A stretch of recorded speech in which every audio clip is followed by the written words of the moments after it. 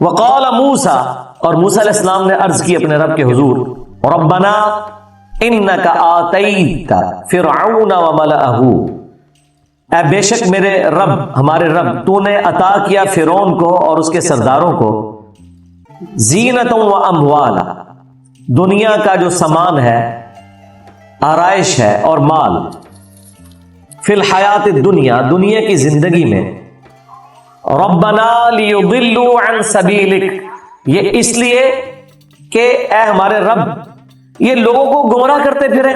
اب یہ دیکھیں، یہ موسیٰ علیہ السلام بھی اس طرح کی جرت کر کے دعا کر سکتے ہیں۔ دیکھو یہ تو سیدھا سیدھا میڑ ہے جو ہم کہتے ہیں تانا، اے اللہ تو نے فرعون کو اور اس کے سرداروں کو اس لیے دنیا کی دولت دی ہے کہ یہ خود بھی گمراہ ہو اور اپنے مال کے ذریعے اوروں کو بھی گمراہ کرتے رہے۔ آج بھی دیکھیں پیسے والے لوگ اچھے بھلے دیندار لوگوں کو گمراہ کر دیتے ہیں، اپنے پیسے کے ذریعے گمراہی کے راستے پہ چلا دیتے ہیں۔ تو موسیٰ علیہ السلام کیا کہہ رہے ہیں کہ یا اللہ تو نے فرعون کو اس لیے پیسہ دیا تھا کہ یہ خبیث خود تو جہنم میں جاتا، اپنے پیسے کی بنیاد پہ لوگوں کو خرید کے انہیں بھی گمراہی کے راستے پہ چلا رہے ہیں۔ ربنا اطمس علی اموالہم، اے اللہ برباد کر دے ان کے اس مال کو، واشدد علی قلوبہم، اور سخت کر دے ان کے دلوں کو، فلا یؤمنوا، یہ کبھی بھی ایمان نہ لے کر آئیں، حتی یروا العذاب العلیم، یہاں تک کہ دردناک عذاب ان پر آ جائے۔ اب ان کے دلوں پہ ایسی مور لگا، یعنی موسیٰ علیہ السلام اتنی تبلیغ کرنے کے بعد اب ان کا جس کے کہتے ہیں نا، وہ ہم اپنی زبان میں کہتے ہیں نا کہ پارا جو ہے وہ ہائر پوزیشن پہ پہنچ گیا ہے، آپ کا جلال اور غصہ ہائر پوزیشن پہ ہے کہ یا اللہ اب میری بھی یہ خواہش نہیں ہے کہ یہ ایمان لے کر آئے، یہ نہ ہو کہ این ٹائم پہ یہ کلمہ پڑھ لیں اور جو انہوں نے ہمیں اتنی تکلیفیں دی ہیں وہ معاف ہو جائے۔ اب یہ اتنی دیدہ دلیری کے ساتھ حضرت موسیٰ علیہ السلام بھی دعا کر سکتے ہیں کہ اللہ ان کے مال بھی برباد کر دے، ان کے دلوں کو سخت کر دے، یعنی اب یہ پوائنٹ آف نو ریٹرن پہ پہنچ ہے، اب ہم اپنی آنکھوں سے ان کا عذاب ہی دیکھنا چاہتے ہیں، اللہ انہیں کبھی ہدایت نہ دے۔ یہ موسیٰ علیہ السلام کا ایک اپنا مزاج تھا، لیکن اس کے اگینسٹ آپ اگر رسول اللہ صلی اللہ علیہ وآلہ وسلم کا ایٹیچیوڈ دیکھیں تو وہ بالکل ڈیفرنٹ ہوا کرتا تھا۔ آپ ہمیشہ معافی کی روش اختیار کرتے تھے آخری وقت۔ آپ نے اگر کہیں قنوت نازلہ بھی پڑھی ہے تو اس وقت پڑھی ہے جب آپ کے ساتھیوں کو ظلمن شہید کیا گیا۔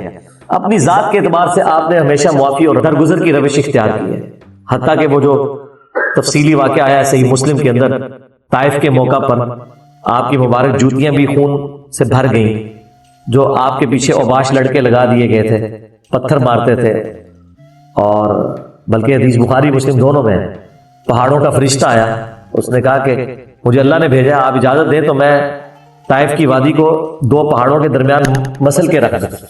آپ نے فرمایا کہ ہو سکتا ہے ان کی آنے والی نسلیں اسلام قبول کر لیں، اگر یہ نہیں قبول کر رہے تو مجھے ان سے بھی امید ہے۔ آپ نے اللہ تعالیٰ کی طرف سے آئی ہوئی وہ پیشکش بھی ٹھکرا دی۔ ظاہر ہے فرشتے خود سے تو نہیں آتے، وہ اللہ نے بھیجے تھے۔ آپ کی رحمت کا ظہور پھر اس طرح ہوا ہے کہ دیکھیں وہ بنو ثقیف جس نے رسول اللہ کو اتنی تکلیف دی تھی، اس نے اسلام بھی قبول کیا، اور اسی بنو ثقیف کے اندر ہی ابو عبیدہ ثقفی، وہ صحابی اتنے بڑے جو پرشینز کے خلاف لڑتے ہوئے ہاتھی کے نیچے آ کے شہید ہوئے،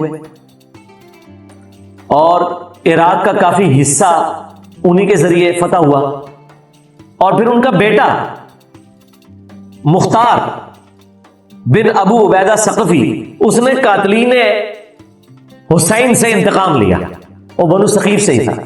تو آپ دیکھیں اگر نبی علیہ السلام اس وقت وہ آفر قبول کر لیتے تو بنو ثقیف ختم ہو جاتے، جہنم میں چلے جاتے، لیکن اللہ نے ان کی آنے والی نسلوں کی قسمت میں جنت لکھی ہوئی تھی۔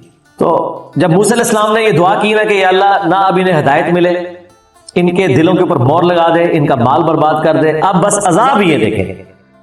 قال قد اجیبت دعوتکما، تو اللہ تعالیٰ نے کہا کہ میں نے تم دونوں کی دعا قبول کر لی ہے بھائی، موسیٰ اور ہارون، تم نے جو مانگا تھا گرانٹیڈ، فاستقیما، لیکن اب تم نے بھی ثابت قدم رہنا ہے، یہ نہ ہو عذاب آئے تو پھر تمہیں نظر آئے کہ یہ تو میری قوم کے لوگ ہیں، یا اللہ معاف کر دیں ان کو، پھر تمہارا دل نہیں پسیجنا چاہیے۔ وَلَا تَتَّبِعَانِ سَبِيلَ الَّذِينَ لَا يَعْلَمُونَ، اور پھر ہرگز نہ چلنا اس طریقے پر جو جاہلوں کا طریقہ ہے. اب اللہ سے مانگا ہے تو بس ثابت قدم رہنا ہے اور انتظار کرنا ہے, اللہ تعالیٰ نے تمہاری دعا قبول کر لی. اب وہ آ رہا ہے وہ دعا قبول کیسے ہوئی ہے. وَجَاوَزْنَا بِبَنِي إِسْرَائِيلَ الْبَحْرَ, تو ہم نے پار لگا دیا بنو اسرائیل کو سمندر کی دوسری طرف. یہ سمندری جھیلیں تھیں کچھ صحرائے سینا میں, وہ پورا پورشن جو آتا ہے. آج کے دور میں وہ ساری جھیلیں جوڑ جوڑ کر نہر سوئس بن چکی ہوئی ہے, جو اربوں ڈالر کی کمائی ہے مصر کی. پہلے وہ خشکی, پھر آگے سمندری جھیل آتی تھی, پھر خشکی, پھر سمندری جھیلیں آتی تھی, اور یوں اس صحرا کو لوگ پار کرتے تھے. اس وقت تو اتنے ریسورسز نہیں تھے. یہ تو گوروں نے نہر سوئس بنائی. جب سلطنت عثمانیہ سے مصر ان کے قبضے میں آ گیا تو پھر انہوں نے وہ نہر سوئس بنا کے, ورنہ آپ کو پتا ہے پہلے جب تجارت ہوتی تھی نا, پورے کا پورا جو بر اعظم افریقہ ہے نا, وہ گھوم کے تو اس طرف لوگ آتے تھے. جو کئی مہینوں کا سفر تھا وہ چند گھنٹوں کا سفر بن گیا ہے نہر سوئس کی وجہ سے. آپ ذرا نقشے میں جا کے دیکھیں تو انہی میں سے ایک سمندری جھیل تھی جو کراس کی تھی بنو اسرائیل نے. فَأَتْبَعَهُمْ فِرْعَوْنُ وَجُنُودُهُ بَغْيًا وَعَدْوًا, تو فرعونیوں نے بھی اور ان کے لشکر نے بغاوت اور سرکشی اور دشمنی نبھانے کے لیے ان کی پیروی کی. میرا خیال ہے جب وہ دیکھ رہے تھے کہ حضرت موسیٰ علیہ السلام کے عصا سے سمندر میں راستہ بن گیا, تو کیا یہ اتنا بڑا معجزہ ایمان لانے کے لیے کافی نہیں تھا؟ مجھے آپ خود بتائیں. اور اس سے بڑھ کر ان کی مت ماری گئی کہ جس موسیٰ نے یہ عصا پھینک کر راستہ بنایا ہے سمندر میں, اگر ہم ان کے پیچھے جائیں تو اللہ تعالیٰ ان کے ذریعے یہ بھی معجزہ ظاہر کر سکتا ہے کہ یہ سمندر دوبارہ سے مل جائے اور ہم غرق ہو جائیں. اس طرح ان کا دماغ ہی نہیں کیا. ورنہ میرے جہاں وہمی بندہ ہوئے نا تو مات دبے کہ یار تیرا دماغ کام کرتا ہے. لیکن وہی بات جو اوپر آئی کہ اللہ تعالیٰ نے ان کے دلوں پر مہر لگا دی. جب اللہ نے مہر لگائی ہے ان کے دماغ میں بھی یہ بات نہیں آئی ہے. حالانکہ یہ کامن سینس کی بات ہے, ایمان بھی لا سکتے تھے. چلو ایمان نہیں لائے, کم از کم یہ بیوقوفی تو نہ کرو کہ پیچھے چل پڑو. تو اللہ تعالیٰ کہہ رہا ہے وہ اپنی اسی سرکشی میں اور بغاوت میں وہ بنی اسرائیل کے پیچھے وہ جو 6 لاکھ کا لشکر تھا, 50 ہزار کے آلموسٹ 12 قبائل تھے. حضرت یعقوب علیہ السلام کے 12 بیٹوں کی اولاد, اسے بنو اسرائیل کہا جاتا ہے. تو وہ پیچھے ان کے ہو لیے. حتی اذا ادرکہ الغرق, یہاں تک کہ جب وہ ڈوبنے لگا. وہ تو پھر قرآن میں آتا ہے نا, دونوں طرف بڑی بڑی موجیں ایسے پہاڑوں کی مانند کٹھی ہو گئی, اور وہ راستہ جب بنا, جب وہ سینٹر میں پہنچے تو بنو اسرائیل تو پار پہنچ چکے تھے, تھوڑا سا گیپ تھا اس کے درمیان, اور جیسے ہی آخری بندہ دوسری طرف لگا تو یہ دونوں سمندروں کے پہاڑ آپس میں مل گئے اور وہ غرق ہو گئے. جب وہ غرق ہونے کے قریب تھا, جب آخری ہوتا اسے لگنے والا تھا, قال آمنت انہ لا الہ الا الذی آمنت بہ بنو اسرائیل, تو وہ کہنے لگا کہ میں ایمان لے کر آتا ہوں سوائے اس ہستی کے کہ جس پر بنو اسرائیل ایمان لائے ہوئے ہیں کوئی معبود نہیں ہے. اللہ کا نام پھر بھی اس کی زبان پہ نہیں آیا. اس نے شارٹ کٹ کیا کہ شاید کوئی چھٹکارا ہو جائے کہ بھی اس رب کو میں مانتا ہوں جو بنی اسرائیل کا رب. وَأَنَا مِنَ الْمُسْلِمِينَ, اور میں سر تسلیم خم کرنے والوں میں شامل ہوتا ہوں, میں مسلم ہوتا ہوں, اسلام لاتا ہوں. لیکن وہی بات ہے کہ موت کا غرغرہ جب آ جائے تو پھر توبہ قبول نہیں ہے. وہ جامع ترمذی میں واضح حدیث ہے کہ موت کے غرغرے سے پہلے پہلے توبہ قبول ہے. اب یہ موت اس نے سامنے دیکھ لی تھی تو اللہ تعالیٰ نے اس کے جواب میں فرمایا الآن, کیا اب ایمان لے کر آئے گا؟ وقد عصیت قبل, جبکہ اس سے پہلے تو بڑا گنہگار تھا, مجرم تھا. وکنت من المفسدین, اور تو فتنہ پھیلانے والوں میں, فساد کرنے والوں میں شامل تھا. اب سب کچھ سامنے دیکھ کر ایمان لا رہا ہے, کوئی فائدہ نہیں. فَالْيَوْمَ نُنَجِّيكَ بِبَدَنِكَ, تو آج کے دن ہم تیرے جسم کو نجات دیں گے. لِتَكُونَ لِمَنْ خَلْفَكَ آیَةً, تاکہ تو بعد میں آنے والوں کے لیے ایک نشانی بن جائے. وَإِنَّ كَثِيرًا مِّنَ النَّاسِ عَنْ آيَاتِنَا لَغَافِلُونَ, اور بے شک لوگوں کی اکثریت اللہ تعالیٰ کی نشانیوں سے غفلت برتتی ہے. حق قبول کرنے والے ہمیشہ تھوڑے لوگ ہی ہوتے ہیں. یہ پھر جسم اللہ تعالیٰ نے باقی رکھا، وہ کافی عرصہ تک تو غائب رہا. آلموسٹ 8 سے 100-150 سال پہلے یہ ملا، اور باقاعدہ آپ کو پتا ہے میوزیم کے اندر اسے سیو کیا ہوا ہے، اور یوٹیوب کے اوپر اس کی ویڈیوز بھی رکھی ہوئی ہیں. اور قرآن کا زندہ معجزہ جو 1200 سال تک قرآن کے نزول کے بعد سے لے کر 1200 سال تک تو لوگوں کی آنکھوں سے اوجھل تھا کہ وہ لاش کدھر گئی. مثلا اگر آپ صحابہ سے پوچھتے، تابعین تبع تابعین سے، کہ جی قرآن تو کہہ رہا ہے کہ ہم نے فرعون کے جسم کو نجات دے دی ہے تاکہ آنے والے لوگوں کے لیے نشانی ٹھہرے، تو وہ جسم کدھر ہے؟ تو انہوں نے کیا کہنا تھا کہ ہے صحیح ہے کہیں، جب اللہ چاہے گا ظاہر کر دے گا. جس طرح آج کل لوگ آپ سے پوچھتے ہیں جی یاجوج ماجوج کدھر ہے، بھئی ہم وہی کہیں گے کہ ہے صحیح ہے، جب آئیں گے پتہ چل جائے گا. تو دیکھ لیں یہ بھی تو جسم آ گیا نا، اور پورے انٹرنیشنل میڈیا نے اسے کور کیا اور باقاعدہ اسے میوزیم میں رکھا گیا. یوٹیوب پہ آپ جائیں، فرعون کی ممی رکھی ہوئی ہے، وہ باقاعدہ پوری اس کی ڈاکومنٹریز بھی آپ کو مل جائیں گی اس حوالے سے، وہ کس طریقے سے وہ ساری کی ساری چیزیں سیو ہوئی. پچھلی دفعہ ہماری گفتگو یہاں پر کنکلوڈ ہوئی تھی کہ سیدنا موسیٰ علی نبینا وعلیہ الصلوۃ والسلام نے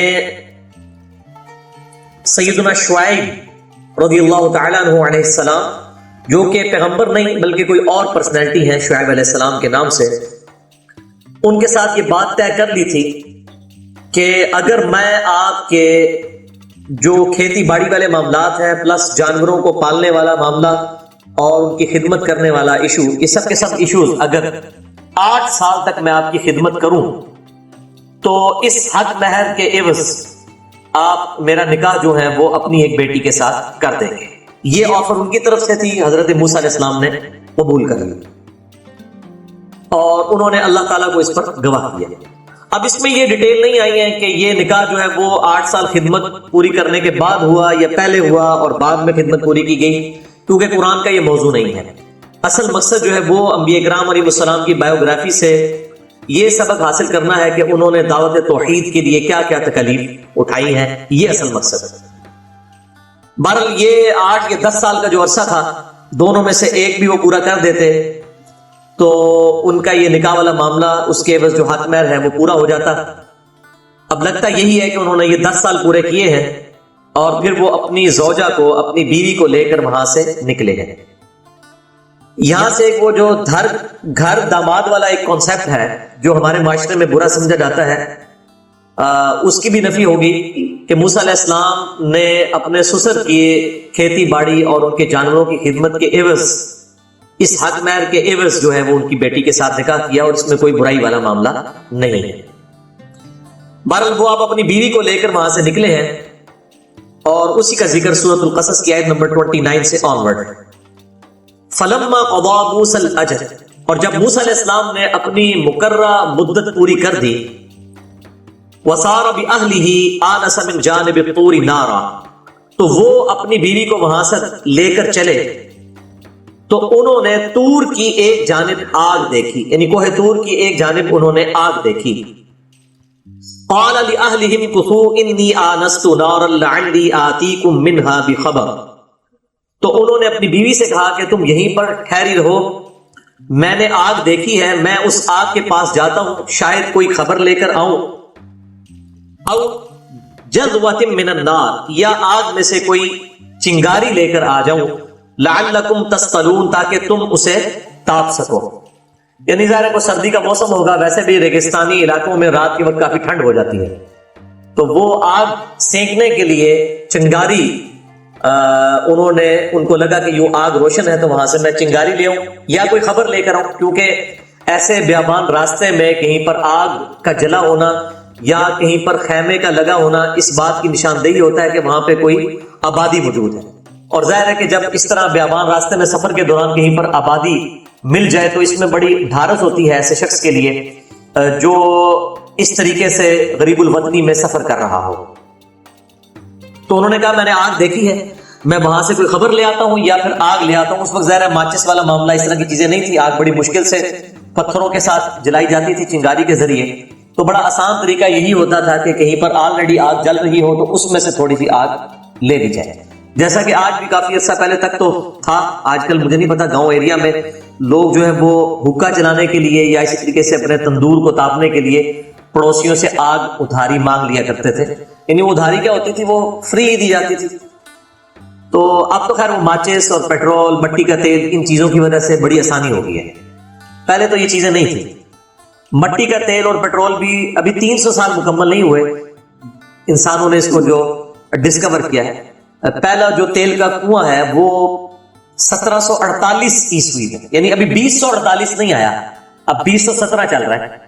ابھی 300 سال پورے نہیں ہوئے کہ پہلا جو تیل کا کنواں ہے وہ امریکن سٹیٹ پینسلوینیا کے اندر ڈسکور ہوا تھا. اور اس کے بعد سے یہ زمین سے اتنا بڑا یعنی کہ ایک انرجی کا ریسورس جو ہے لوگوں کے علم میں آیا. اور ہماری جو عرب ریاستیں ہیں ان میں تو 20ویں صدی کے اندر آ کر 1940 کے قریب کہیں پہلا کنواں نکلا. 1960 کے بعد یہ عرب ملکوں کے اندر زیادہ تیل نکلنا شروع ہوا. تو اس وجہ سے آج کل تو بڑی آسانی ہے. بل یہ معاملہ اس وقت کا ہے کہ جب آگ کو انیشلی پہلی دفعہ جلانا بھی بہت بڑا ایشو تھا. اس وقت تو پھر ظاہر ہے جلتی ہوئی چنگاری کہیں سے مل جائے تو وہی آسان ہے. جس طرح کہ آج کل بھی اگر کوئی سگریٹ پینے والا ہے، اس کے پاس لائٹر موجود نہ ہو تو دوسرے کے سگریٹ کے ساتھ لگا کے کش اس کو جلا لیتا ہے. اب اس سے پوچھیں جو سگریٹ کا عادی ہے کہ اگر اس کے پاس ماچس بھی نہ ہو تو اس کے لیے وہ دوسرے کا جو سگریٹ ہے وہ کتنی نعمت ثابت ہوگا. تو بہرحال یہ معاملہ حضرت موسیٰ علیہ السلام نے جو آگ روشن دیکھی تو انہوں نے کہا کہ تم اپنی بیوی سے کہا یہیں پر ٹھہری رہو، میں وہاں سے کوئی خبر لے کر آتا ہوں کہ شاید کوئی آبادی ہو تو ہم تھوڑا سٹے کر لیں گے، آئندہ کے لیے ہمیں سفر کے اعتبار سے آسانی رہے گی. اور یا پھر میں آگ لے کر آتا ہوں تاکہ رات کے اس اندھیرے میں ریگستان میں، چونکہ ریت کی ایک کوالٹی ہے کہ یہ گرم بھی بہت جلدی ہوتی ہے اور ٹھنڈی بھی بہت جلدی ہو جاتی ہے. تو چونکہ ٹھنڈی جلدی ہو جاتی ہے اس لیے جو ریگستانی علاقے ہیں عموماً وہاں پر بہت زیادہ ٹھنڈ ہو جاتی ہے رات کے اوقات کے اندر. تو اس وقت یہ بڑی نعمت ہوتی ہے کہ اگر کسی کے پاس آگ روشن ہو تو وہ وہاں سے آگ کو سینگ لے اور اپنی ٹھنڈک جو ہے وہ اس کا علاج کر سکے. فلما اتاها نودي من شاطئ الوادي الايمن من البقعه المباركه، پس جب آپ وہاں آئے یعنی اس آگ کے پاس تو ندا آئی وادی کے دائیں کنارے میں سے جو کہ بقعہ مبارکہ بنی ہوئی تھی روشن، من الشجرتی درخت کی جانب سے، اے یا موسیٰ کہ اے موسیٰ، انی انا اللہ رب العالمین، بے شک میں ہی تمہارا رب ہوں، اللہ ہوں سارے جہانوں کا پالنے والا. اب یہ بہت بڑا ایکسپیرینس تھا ایک ایسے شخص کے لیے جو بالکل اندھیرے میں سفر کر رہا ہے اور وہ بظاہر تو آگ سمجھ کے ایک درخت کے قریب آیا ہے اور وہاں سے اس درخت کی طرف سے آواز آئی ہے کہ بے شک میں اللہ ہوں تمہارا رب سارے جہانوں کا پالنے والا. وَأَنْ أَلْقِ عَصَاكَ، اور ذرا ڈال دے اپنے اس عصا کو، یعنی ہاتھ میں جو انہوں نے لاٹھی پکڑی ہوئی تھی اس وقت یعنی یہ رواج تھا، یعنی کندھے کے اوپر چادر کا ڈالنا اور ہاتھ میں لاٹھی پکڑ کے رکھنا، یہ مردوں کے ایک پروٹوکول، یہ نشانی ہوا کرتی تھی اور اس کے بڑے اہتمام کیا کرتے تھے اور اس کی وجہ سے کئی ایک معاملات میں آسانی بھی رہتی تھی. کہیں پر رفع حاجت کی ضرورت پڑ گئی اور زمین سخت ہے تو اس کو اسی لاٹھی سے کریت کے نرم کر لیا. اسی طریقے سے اگر کوئی جنگلی جانور سامنے آ گیا تو اس کا مقابلہ کرنے کے لیے وہ لاٹھی بڑی زبردست چیز. اور ظاہر جنگلی جانوروں کا تو کوئی علاج ہی نہیں ہے، اگر وہ جھپٹ پڑے تو یہ بڑی لاٹھی ہو تو بڑی ایک آسان چیز ہے. ویسے آج کل تو گوروں نے ایک بڑی زبردست قسم کی ایک لائٹ بنا لی ہے، کافی مہنگی ملتی ہے لیکن آپ گوگل کے اوپر جا کے لکھیں تو وہ چھوٹی سی بالکل پینسل نما لائٹ ہے جس میں سے ہائی انٹینسٹی کی لیزر بیم وائٹ کلر کی نکلتی ہے. سامنے بے شک کوئی ریچھ آ جائے، کوئی شیر آ جائے، کوئی بھی درندہ آ جائے، صرف اس کی طرف یوں لائٹ کر دیں تو وہ 2.5 سے 3 منٹ کے لیے اس کے لینس پہ افیکٹ ہوگا، اتنی تیز روشنی کہ اس کو 3 منٹ کے لیے کچھ نظر ہی نہیں آئے گا. تو آپ کو گن چلانے کی بھی ضرورت نہیں ہے، صرف یوں لائٹ کر دیں. وہ لائٹ تو آپ دیکھ بھی نہیں سکتے جتنی تیز لائٹ ہے. وہ یوٹیوب کے اوپر اس کی یعنی وہ رکھی ہوئی ہے فلم وغیرہ بھی اور تصویریں بھی، وہ اتنی ہائی بیم ہوتی ہے کہ کوئی دیکھ نہیں سکتا. ویسے بھی اگر بہت ہائی بیم کسی انسان کے سامنے بھی رکھی جائے تو لینس جو ہے وہ کام کرنا ایک وقتی طور پہ آپ کو کچھ نہیں نظر آتا. تو وہ اتنی تیز انہوں نے بیم بنائی ہے کہ وہ اس طریقے سے اگر کسی ریچھ کے اوپر یا شیر کے اوپر مار دیں تو 3 منٹ کے لیے اس کو کوئی چیز نظر نہیں آئے گی اور وہ بڑی پہ جائے گی. انہیں پہاڑوں تک کیسے بڑھ رہا ہے وہ ظاہر ہے کہ اس طرح کی حالت میں تو پھر کوئی ریچھ جو سونگ کے بھی شکار تک پہنچنے کی کوشش نہیں کرے گا. جب وہ بیچارہ اندھا ہی ہو جائے گا اس کو تو اپنی پڑ جائے گی. تو وہ پہلے زمانے میں تو لوگوں نے وہ چھرے والی بندوقیں اور چیزیں رکھی ہوتی تھی، تو اب اس چیز کی بھی ضرورت نہیں. وہ ایک لائٹ آپ کی جیب میں ہو چھوٹی سی یہاں پہ ایک یعنی بال پوائنٹ سے بھی وہ چھوٹی ہے, بس یوں کر کے یوں کرے تو جناب پاوے 10 رچ بھی سامنے آ جائیں, دیکھو کیوں دی انہوں نے, ان کو نظر ہی کچھ نہیں آیا. تو یعنی آج بھی جو جنگلوں والے ایریا کے اندر لوگ رہتے ہیں ان کو اس طرح کی چیزوں سے واسطہ پڑتا ہے. اور ظاہر ہے یہ بھی ممکن نہیں ہے کہ ساری کی ساری آبادی کوئی شہر کے اندر شفٹ ہو جائے. ابھی بھی لوگ انجوائے کرتے ہیں اپنی لائف کو ایک اس طریقے سے اچھے ماحول کے اندر, جو پولوشن سے بھی فری ماحول ہے, گاؤں کا ایریا یا پہاڑوں والا ایریا, لیکن وہاں پہ ساتھ یہ لوازمات بھی لگے ہوئے ہوتے ہیں. تو ہائی لیزر بیم ماری جائے تو جناب بڑے سے بڑا جانور بھی آپ اس کو شکار کرنے کی ضرورت نہیں ہے. 3 منٹ آپ کے پاس اتنے زیادہ ہے کہ آپ وہاں سے 3 منٹ کے اندر, جب اس طرح کی صورت حال ہو تو اگر 3 منٹ کے اندر پہلے کوئی آدھا کلومیٹر طے کرتا ہے تو آپ کو 3 کلومیٹر طے کر جائے گا. تو اس کو موقع بھی نہیں ملے گا جانوروں کو کہ آپ کے اوپر وہ حملہ کر سکے. تو اس زمانے کے اندر یہ اس طریقے سے لاٹھی رکھی جاتی تھی, اور آنر کے طور پر چادر بھی رکھی جاتی تھی. چادر کبھی گرمی میں سر کے اوپر لینا پڑ جائے یا اس طریقے سے پٹکا باندھنا پڑ جائے پگڑی, تو یہ ایک ٹریڈیشن تھی. اسی حوالے سے وہ بخاری اور مسلم میں حدیث ہے کہ جو کبر ہے, تکبر جو ہے, یہ میری چادر ہے, جو میری چادر کو گھسیٹے گا اس کو میں نہیں چھوڑوں گا. یہ حدیث قدسی. یعنی اگر اس زمانے کے اندر لوگوں کے لیے عزت کی نشانی ہوتی تھی کہ وہ کندھے کے اوپر خوبصورت سی چادر یوں انہوں نے رکھی ہوئی ہوتی تھی, شالا جسے کہتے ہیں. ابھی بھی گاؤں ایریا کے اندر جو لوگ ہیں پرانے زمانے کے, وہ اس طرح کی چادر رکھتے ہیں. اور اس زمانے میں اگر کسی کو بے عزت کرنا ہوتا تھا نا, اس کے کندھے سے چادر کھینچ دی جاتی تھی. تو یہ یوں ہی تھا کہ اس کی آپ نے عزت اتار کے اس کے ہاتھ میں پکڑا دی, سمجھ. تو وہ اس چیز کے ساتھ ریزمبلنس کی گئی بخاری اور مسلم کی حدیث میں کہ جو کبر ہے, تکبر میری چادر ہے. اللہ تعالیٰ نے فرمایا, یعنی تکبر اللہ کے علاوہ کسی کے لیے شایع نہیں ہے. جس طرح کسی کی کوئی چادر کھینچ لے اور اس کی یعنی عزت اچھالے, اس طریقے سے گویا اللہ تعالیٰ کی عزت پر حملہ ہے اگر کوئی شخص تکبر کرتا ہے اللہ تعالیٰ کے مقابلے پر. قل اعوذ باللہ تعالی. تو چادر اور لاٹھی یہ 2 چیزیں ہوا کرتی تھی. اب باقی مقامات کے اندر جو سورہ طٰہٰ کے اندر, سورہ الاعراف کے اندر باقی ڈیٹیلز بھی آتی ہیں کہ اللہ تعالیٰ نے پوچھا ہے موسیٰ تیرے ہاتھ میں کیا ہے, انہوں نے کہا لاٹھی ہے, میں اس سے جو ہے وہ پتے جھاڑتا ہوں اپنی بکریوں کے لیے, اور باقی کاموں میں بھی میرے لیے یہ مددگار ہوتی ہے. اور اس قسم کی ڈیٹیل گفتگو لیکن یہاں پہ سکپ ہے. یہاں پہ یہی ہے کہ اللہ تعالیٰ نے فرمایا کہ جو تمہارے ہاتھ میں عصا ہے اس کو ڈال دو. فلما رآہا تہتز کأنہا جان. تو جیسے ہی انہوں نے لاٹھی زمین کے اوپر ڈالی تو وہ گویا ایسے ہو گئی جیسا کہ ایک چلتا پھرتا ہوا سانپ, اشدہ. اب یہ بہت بڑا ایکسپیرینس تھا پلانٹ کنگڈم کا اینیمل کنگڈم میں بدل جانا. مردے کے زندہ ہونے سے بڑا معجزہ ہے یہ, کیونکہ مردہ تو کوئی انسان ہے جو زندہ ہو جائے, یہاں پہ تو لکڑی سے اژدہا بن جانا, یہ بالکل کنگڈم ہی ڈفرنٹ ہے, اسپیشیز ہی کچھ اور ہے. وَلَّا مُدْبِرًا وَلَمْ يُعَقِّبْ. تو حضرت موسیٰ علیہ السلام نے جب یہ عصا اژدہا بنتا ہوا دیکھا تو وہاں سے پیٹ پھیر کر بھاگے اور مڑ کر بھی نہ دیکھا. ظاہر ہے بہت بڑا ایکسپیرینس تھا. ایک انسان کا پہلا رسپانس یہی ہوتا ہے کہ جب آپ کے سامنے اتنی بڑی کو بلا آ جائے تو پہلا رسپانس تو یہی ہوتا ہے کہ انسان بھاگ جائے. اس سے یہ بات بھی پتہ چلی کہ معجزات انبیاء کے اختیار میں نہیں ہوا کرتے, ورنہ اگر ان کو یہ پتا ہوتا کہ اس کا اینڈ رزلٹ یہ نکلنا ہے کہ یہ مجھے تو اجداد کچھ نہیں کہے گا, میں اس کو دوبارہ ہاتھ لگاؤں گا یہ لاٹھی بن جائے گی, جس طرح باقی صورتوں میں آتا ہے کہ اللہ تعالیٰ میں مت گھبراؤ, اس کو ہاتھ لگاؤ, تو ہاتھ لگایا دوبارہ لاٹھی بن گئی. تو پہلا ایکسپیرینس پیغمبر کا اس حوالے سے ہوا. اس سے یہ بات پتہ چلی کہ پیغمبروں کو مستقبل کے حالات و واقعات بھی خود سے نہیں پتہ ہوتے, نہ معجزات ان کے اختیار میں ہوتے ہیں. جب اللہ تعالیٰ چاہتا ہے مطلع فرما دیتا ہے اور معجزہ ظاہر فرما دیتا ہے. جس طرح کہ ایک چھوٹا بچہ جس نے پہلی دفعہ کبھی ماچس جلائی ہو,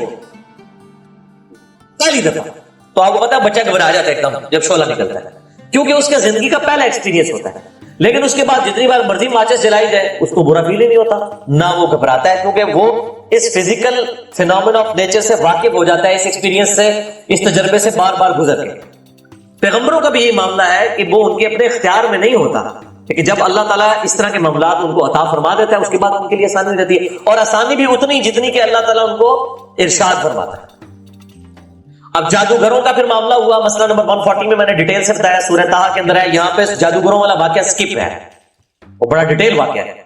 اس میں اب موسیٰ علیہ السلام وہاں پہ بھی گھبرا گئے کہ جب ساری رسیاں سانپ نظر آئیں تو اس وقت بھی موسیٰ علیہ السلام کے دماغ میں یہ بات نہیں ہے کہ میں یہ عصا ڈالوں. اللہ تعالیٰ نے وحی کی کہ یہ عصا پھینکو. ان کو تو ابھی تک یہی پتا تھا کہ یہ عصا صرف اژدہا بنتا ہے, اور انہوں نے لاٹھیاں اور رسیاں بھی بظاہر اجدا بنا کے دکھا دی. لیکن موسیٰ علیہ السلام کو یہ بات نہیں پتا تھی کہ میرا جو یہ لاٹھی سے جو اجدا بن رہا ہے یہ ان سب کو ہڑپ بھی کر جائے گا, ورنہ تو خود ہی ڈال دیتے اور ڈرتے نا, ڈر بھی گئے. اچھا اسی طریقے سے جب فرعونیوں نے ان کا پیچھا کیا اور وہ سمندر کی جو جھیل, وہ آج کل وہ ساری جھیلیں جوڑ کے نہر سوئس بنا لی ہے, پہلے چھوٹی چھوٹی سمندری جھیلیں تھیں, ان میں سے ایک جھیل کو عبور کر رہے تھے, تو وہاں پہ بھی ساتھیوں نے کہا کہ موسیٰ مروا دیا آپ نے, تو فرعونی تو پیچھے آ گئے. وہاں پہ موسیٰ علیہ السلام کے دماغ میں یہ بات نہیں آئی کہ میں اس عصا کو جو ہے وہ پانی پہ ماروں. وہاں پہ بھی اللہ تعالیٰ نے وحی کی کہ یہ موسیٰ اسی عصا کو تم پانی پہ مارو, رستہ بن جائے گا. ظاہر موسیٰ علیہ السلام کا یہ ایکسپیرینس نہیں تھا, کبھی انہوں نے اس لاٹھی سے پانی میں راستہ نہیں بنایا ہوا تھا, اور ظاہر پہلے وہ کوشش بھی کرتے تو بنتا بھی نہ جب تک اللہ کا امر پیچھے نہ ہوتا. تو ان چیزوں سے پتہ چلا کہ جو معجزات ہیں, کرامات ہیں, یہ سب کی سب چیزیں اللہ کے اختیار میں ہوتی ہیں.